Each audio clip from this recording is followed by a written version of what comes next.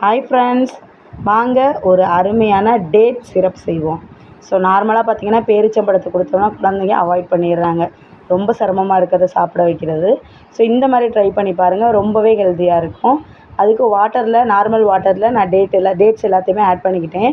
ஒரு 1/4 கிலோ அளவுக்கு நான் எடுத்திருக்கேன். ஸோ அதை நடுவில் லைட்டாக கீறிட்டு உள்ளே உள்ள அந்த கொட்டையை நீங்கள் எடுத்துருங்க. ஸோ எல்லாத்தையுமே நல்லா வாஷ் பண்ணிவிட்டு அந்த கொட்டை எல்லாத்தையும் ரிமூவ் பண்ணி எடுத்துருக்கேன். இதை ஒரு குக்கரில் ஆட் பண்ணிக்க போகிறேன்.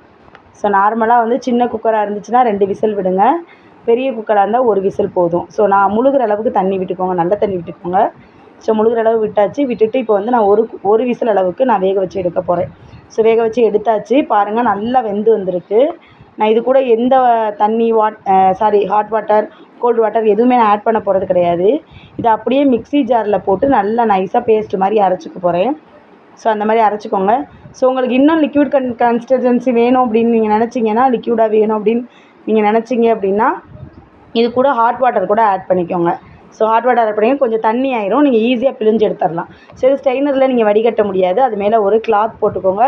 ஒயிட் கலர் கிளாத் எடுத்து அதில் நீங்கள் இந்த பேஸ்ட் ஆட் பண்ணி நல்லா பிழிஞ்சு எடுத்திங்கன்னா தான் இந்த சாறு வரும். இப்போ பார்த்திங்கன்னா ரொம்ப தண்ணியாக தெரியும்.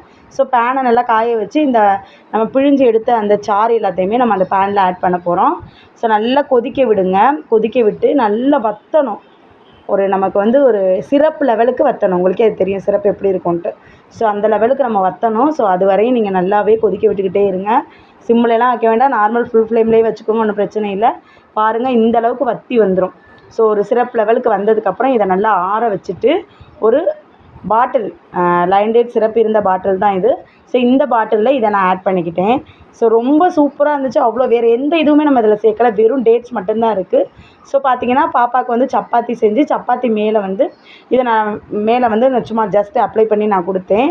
ஸோ ரொம்ப டேஸ்ட்டாக இருக்குன்னு சொல்லிட்டு பாப்பா சாப்பிட்டா. ஸோ நார்மலாக நம்ம டேட்ஸ் கொடுத்தோம்னா சாப்பிட மாட்டாங்க. ஸோ இந்த மாதிரி சிரப் செஞ்சு கொடுத்தீங்கன்னா ஒரு பாலில் நீங்கள் மிக்ஸ் பண்ணி கொடுங்க. ஒரு ஸ்பூன் 2 ஸ்பூன் அளவுக்கு எடுத்து நல்லா பாலை காய வச்சு அது கூட மிக்ஸ் பண்ணி கொடுக்கலாம். பிடிச்சிருந்தால் லைக் பண்ணிக்கோங்க.